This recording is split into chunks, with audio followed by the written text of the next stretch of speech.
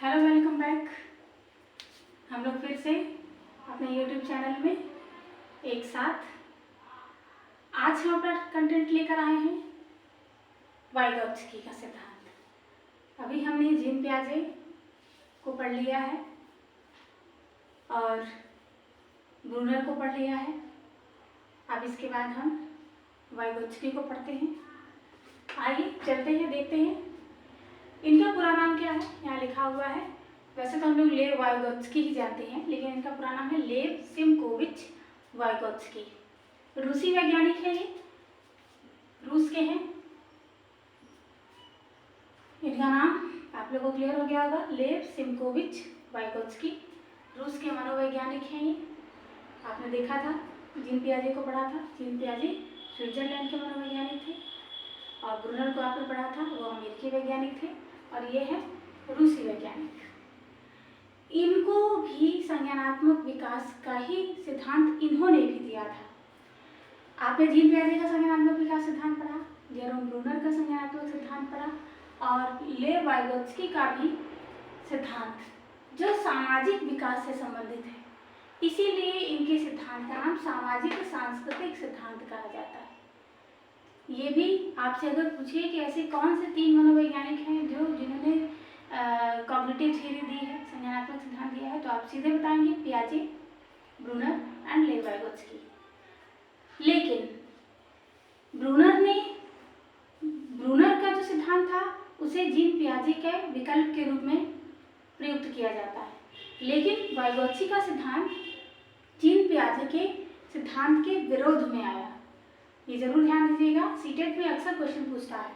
तीनों संज्ञानात्मक सिद्धांत के हैं, लेकिन यह मनोवैज्ञानिक जीन पियाजे के विरोधी थे, उन्होंने विरोध किया था। अब कहाँ कहाँ विरोध किया था हम चलेंगे, पहले देखते हैं। आपको क्लियर हो गया होगा कि ये रूस के मनोवैज्ञानिक है। दूसरी बात कि इन्होंने बालकों में सामाजिक विकास से संबंधित एक सिद्धांत दिया था। सामाजिक विकास संबंधित का मतलब कि सामाजिक वातावरण से जैसे बच्चों का विकास होता है, वो सामाजिक विकास की बात की। इसीलिए इनके सिद्धांत को सामाजिक सांस्कृतिक सिद्धांत कहा जाता है। सोशल कल्चरल प्रिंसिपल्स ऑफ लेव वाइगोत्स्की। इनके सिद्धांत के और भी कई नाम हैं, जैसे भाषा का सिद्धांत। आप लोग जानते हैं कि भाषा का सिद्धांत तो नोम चॉम्स्की ने दिया था। भाषा सिद्धांत के जनक नोम चॉम्स्की हैं, लेकिन इनके सिद्धांत को भाषा का सिद्धांत इसलिए कहा जाता है क्योंकि इन्होंने कहा कि बच्चा इसी परिवेश में रहता है, समाज में रहता है, समाज की कल्चर सीखता है। तो सीखने में सबसे बड़ी बात होती है भाषा, कि बिना भाषा के वो अपने कल्चर्स को, अपने समाज का अनुसरण नहीं कर सकता और समाज के उस रूटीन या उस दिनचर्या के प्रति ढल नहीं सकता। तो इसीलिए इनके सिद्धांत का नाम था भाषा का सिद्धांत। दूसरा सिद्धांत इनके नाम था सामाजिक विकास का सिद्धांत, इसलिए क्योंकि उन्होंने कहा था कि समाज के विकास से ही बालक का विकास है। अधिगम का सिद्धांत तो सभी ने दिया है, सब सीख रहे हैं, चाहे वो ब्रूनर ने बताया हो, चाहे पियाजे ने बताया हो, चाहे आप लर्निंग थ्योरी देखेंगे, चाहे ये। तो इसलिए बच्चा सीखता है। इनके सिद्धांत के अनुसार बच्चा समाज, विद्यालय, साथ मित्र मंडली, परिवार सबसे सीखता है। इसीलिए इनके सिद्धांत को अधिगम का सिद्धांत भी कहा गया। और इनका सिद्धांत में सबसे इम्पोर्टेंट है जेडपीडी। जेडपीडी अभी हम आगे आपको बताएंगे। इसका फुल फॉर्म है zone of proximal development. Zone of proximal development. और सबसे इम्पोर्टेंट इनके सिद्धांत का एक और नाम है सामाजिक संज्ञानात्मक सिद्धांत। मतलब समाज के आधार पर ही बच्चों का विकास होता है, बच्चों की बौद्धिक शक्तियों का विकास होता है। क्योंकि कहा जाता है कि बच्चा जैसे परिवेश में रहता है वैसे गुणों को सीखने लगता है। जब परिवार में रहता है तो परिवार की दिनचर्या, परिवार की कल्चर लेता है। विद्यालय में जाता है तो विद्यालय की कल्चर से वो उत्प्रोत होता है। समाज से जुड़ता है, मित्र मंडली में जाता है तो मित्र मंडली के कल्चर्स को, उसके व्यवहार को फॉलो करता है। इसीलिए इनके सिद्धांत का सबसे बेस्ट यही एक नाम है सामाजिक संज्ञानात्मक, और इनका जो मुख्य सिद्धांत का नाम है सामाजिक सांस्कृतिक। इसीलिए इस चीज को लेकर, सामाजिक संज्ञानात्मक सिद्धांत को लेकर पियाजे से इनका विरोध हुआ था। इसीलिए आप याद रहिएगा कि कौन से ऐसे मनोवैज्ञानिक हैं या पियाजे के विरोध में उन्होंने अपना सिद्धांत दिया। तो आप बताएंगे लेव वाइगोत्स्की। इनका अपना नाम लेव सिमकोविच वाइगोत्स्की। आइए अब दोनों मनोवैज्ञानिकों में क्या विरोध था ये भी जाना जरूरी है। क्या विरोध किया था? तो वाइगोत्स्की कहते हैं, एक एक स्टेप पर ध्यान दीजिएगा। वाइगोत्स्की कहते हैं कि हमारा स्वयं का विकास दूसरों के द्वारा, हमारा खुद का विकास जो है वो दूसरों के द्वारा होता है। बच्चा परिवार में पैदा होता है तो उसका विकास परिवार के माँ से, पिता से, चाचा से, चाची से, भाई से, बहन से। जब परिवार से निकलता है तो विद्यालय के मित्र मंडली से, अभिभावक से, शिक्षक से, वहाँ के लोगों से। जब मित्रों की मंडली में आता है तो मित्रों से, बड़े बुजुर्गों में आता है तो बड़े बुजुर्गों से। इनका कहना ये था कि बच्चे का विकास जो है, बच्चे का स्वयं का खुद का विकास परिवार से, समाज से, विद्यालय से, मित्र मंडली से और इत्यादि से होता है। लेकिन इनके विरोध में पियाजे जी ने कहा था कि नहीं, बच्चे का विकास उसकी उम्र के अनुसार होता है। आपको याद होगा, इसीलिए जीन पियाजे के सिद्धांत का नाम था अवस्था परिवर्तन का सिद्धांत। इन्होंने क्या कहा था कि नहीं, बच्चे की अवस्था जैसे जैसे बढ़ती जाती है बच्चे के अंदर संज्ञानात्मक विकास डेवलप होने लगता है। आपको याद होगा प्रथम चरण 0 से 2 वर्ष या जन्म से 2 वर्ष, 2 से 7 वर्ष, 7 से 11 वर्ष, 11 से 14, 15 अप टू सुहान जो भी। पियाजे क्या कहते हैं कि नहीं, बच्चे की उम्र के अनुसार, उसकी अवस्था के अनुसार बच्चे का विकास होता है। लेकिन वाइगोत्स्की कहते हैं कि नहीं, बच्चे का खुद का विकास जो है वो समाज द्वारा होता है। यही दोनों के विरोध थे। पियाजे के विरोध में इसीलिए इन्होंने सिद्धांत दिया। पहले पियाजे का ही सिद्धांत आया था। पियाजे के सिद्धांत के विरोध में ही लेव वाइगोत्स्की ने कहा कि बच्चा पैदा हुआ तो अपने से ही उसके अंदर संज्ञान नहीं आता, बल्कि उसके अंदर बुद्धि लोगों के द्वारा आती है। इसीलिए इनके सिद्धांत को सामाजिक सांस्कृतिक और सामाजिक संज्ञानात्मक सिद्धांत कहा। कॉन्सेप्ट क्लियर रखिए, इसमें कोई कठिनाई नहीं है, बहुत सिंपल सिद्धांत है। और ये तो समझ में आ गया कि इन्होंने अवस्था के अनुसार बताया था बच्चे का संज्ञानात्मक विकास, और इन्होंने बताया था कि बच्चे का विकास अवस्था के अनुसार नहीं बल्कि समाज के द्वारा होता है। यही विरोध था। जीन पियाजे का जो सिद्धांत था, इनके सिद्धांत को निर्मितवाद सिद्धांत कहा जाता है। निर्मितवाद इसलिए कि बच्चा जब अवस्था के अनुकूल बढ़ता जाता है तो बच्चे के अंदर संज्ञान डेवलप होता है और उसी के अनुसार बच्चे विभिन्न प्रकार की क्रियाओं को करता है। इसीलिए इनके सिद्धांत को निर्मितवाद सिद्धांत कहा गया। जबकि लेव वाइगोत्स्की का जो सिद्धांत था वो सामाजिक निर्मितवाद सिद्धांत था। इन्होंने कहा कि बच्चा जो कुछ भी निर्मित करता है समाज के संज्ञान में, समाज के बीच में रहकर जो कुछ सीखता है, जिस चीज़ का भी निर्माण करता है वो समाज के अनुभव, समाज की सहयोग और समाज के क्रियाकलापों के अनुकूल करके सीखता है। इसीलिए इनके सिद्धांत को नाम दिया गया सामाजिक निर्मितवाद सिद्धांत। अब देख लीजिए कितने सारे नाम निकल कर आए हैं। नो डाउट आपको क्लियर हो गया होगा। भाषा सिद्धांत, सामाजिक विकास का सिद्धांत, सामाजिक सांस्कृतिक सिद्धांत, ZPD का सिद्धांत, सामाजिक संज्ञानात्मक सिद्धांत, सामाजिक निर्मितवाद सिद्धांत। ये क्लियर हो गया। अब मुख्य पॉइंट पर आते हैं। पूछेगा ZPD कॉन्सेप्ट किस मनोवैज्ञानिक के द्वारा दिया गया, तो आप बताएंगे लेव वाइगोत्स्की के द्वारा। आपसे पूछा जाएगा समीपस्थ विकास का सिद्धांत किसके द्वारा दिया गया या इसके फोल्डिंग सिद्धांत किसके द्वारा दिया गया, तो आप बताएंगे लेव वाइगोत्स्की के द्वारा दिया गया। आइए देख लेते हैं कि है क्या ZPD। ZPD का फुल फॉर्म होता है zone of proximal development. Zone of proximal development मतलब इसका हिंदी में अर्थ होता है निकट विकास का क्षेत्र। निकट विकास का क्षेत्र। अब निकट विकास का क्षेत्र क्या है, तो यहाँ लिखा है कि वास्तविक विकास स्तर और संभाव्य विकास स्तर के अंतर का जो दायरा होता है, मतलब बच्चा जो सीख रहा है।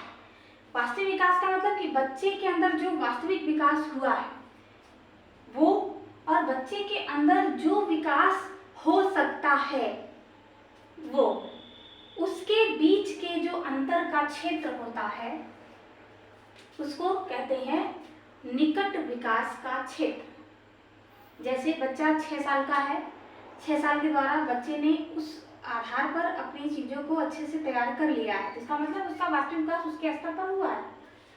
लेकिन यदि उसके क्रियाकलापों के आधार पर यह अनुमान लगाया जाए कि इस अवस्था के अनुकूल वो इससे भी बेहतर कर सकता है क्योंकि उसके कार्य करने की गतिविधि गिफ्टेड है, क्रिएटिव है, तो उसको कहते हैं संभाव्य विकास।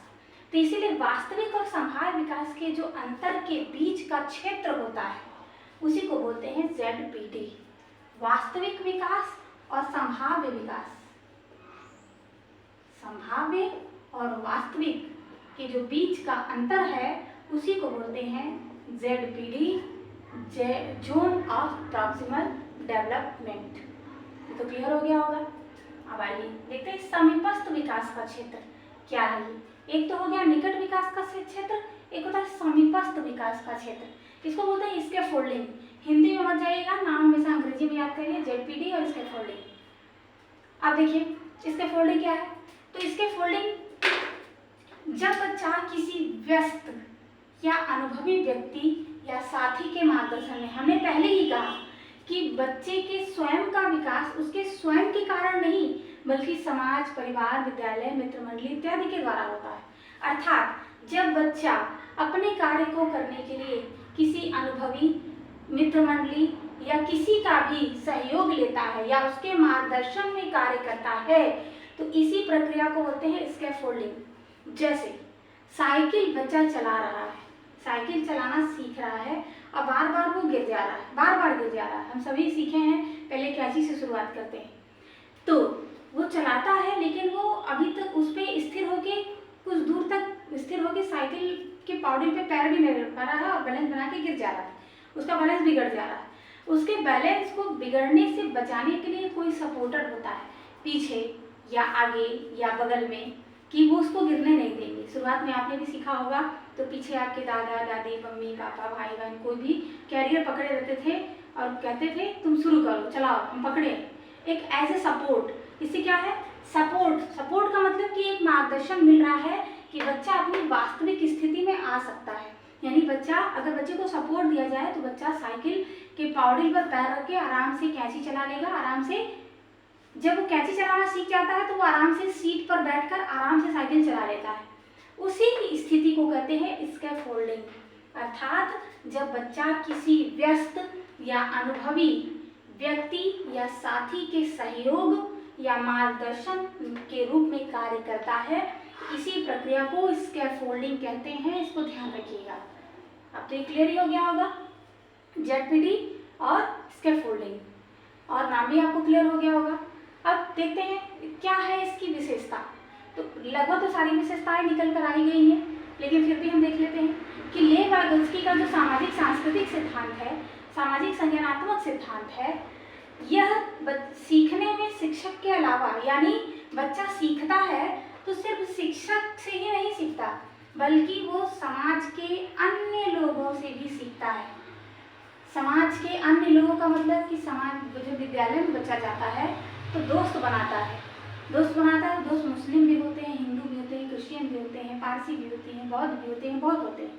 बहुत सारे बच्चों के टच में आता है, धर्म को जानता है, दर्शन को जानता है, उनके खान पान को जानता है, उनके बोलचाल को जानता है, यानी सब कुछ सीखता है। यानी कभी कभी कुछ चीज़ें जो शिक्षक के निर्देशन में बच्चों को प्राप्त नहीं होती, उसके अलावा हटकर बच्चे को अन्य गतिविधियों के द्वारा भी सीखने का वातावरण मिलता है। ये सबसे बड़ी विशेषता है वाइगोत्स्की के सिद्धांत की। यानी सीखने में शिक्षक के अलावा सामाजिक और सांस्कृतिक वातावरण का भी महत्वपूर्ण स्थान होता है। दूसरी विशेषता यह है कि संस्कृति संज्ञानात्मक विकास को दिशा देती है। जाहिर सी बात है, हमारा जैसा कल्चर रहता है हमारे अंदर उसी तरीके का आचरण आता है। जैसे हम ब्राह्मण धर्म से बिलोंग करते हैं या हम मुस्लिम धर्म से बिलोंग करते हैं, हम ईसाई धर्म, हम जिस धर्म से बिलोंग करते हैं उस धर्म के प्रमाण हमारे अस्तित्व में, हमारे व्यक्तित्व में दिखते हैं और उसी के अलावा वो ही हमारे ज्ञान को दिशा देती है। और वो दिशा वो बाह्य रूप में भी हो सकती है, आंतरिक रूपों में भी हो सकती है। इसीलिए वाइगोत्स्की ने कहा है कि संस्कृति संज्ञानात्मक विकास को दिशा देती है, रास्ता तैयार करती है और ज्ञान को बाह्य रूपों में प्राप्त करने का मार्गदर्शन तैयार करती है। जैसे हम लोग हिंदूवादी हैं या मुस्लिमवादी हैं तो ये संस्कृति हमें बताती है कि अब हमें इसके आधार पर क्या करना है। आपने देखा है कि बच्चों को छोटे क्लासेस में कभी भी इंडिविजुअली धर्म की शिक्षा नहीं दी जाती। क्यों नहीं दी जाती है?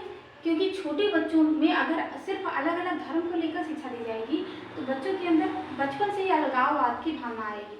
तो इसीलिए बच्चों को नैतिक शिक्षा दी जाती है, मोरल एजुकेशन, जिससे बच्चों के अंदर प्रत्येक धर्म से जुड़े अलगाववाद की शिक्षा न देकर एक सार्थक, एक साथ एकत्रीकरण की या एकजुटता की भावना को ले आने के लिए ये एक ऐसा मोरल एजुकेशन लिया जाता है। इसीलिए संस्कृति सिर्फ दिशा देती है और बाह्य रूपों में ज्ञान प्राप्त करने का मार्गदर्शन या साधन तैयार करती है, जिससे बच्चे का सामाजिक रूप से जो कह सकते हैं सामाजिक रूप से जो बच्चे का विकास हो रहा है उसको सुदृढ़ किया जा सकता है।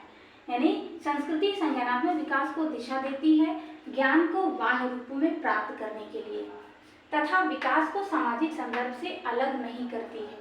हम इसी समाज में रहते हैं, हम नॉर्मल सी परिभाषा है मैकाइवर लेवन पेज ने कहा है कि समाज सामाजिक संबंधों का जाल है।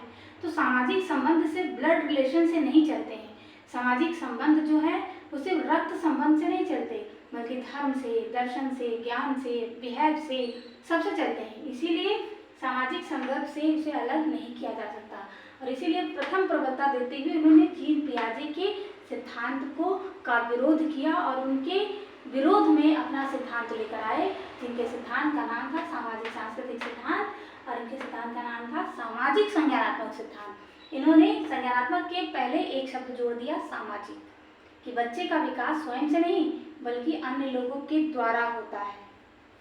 तो इतनी चीज़ें तो आपको समझ में आई गई होंगी।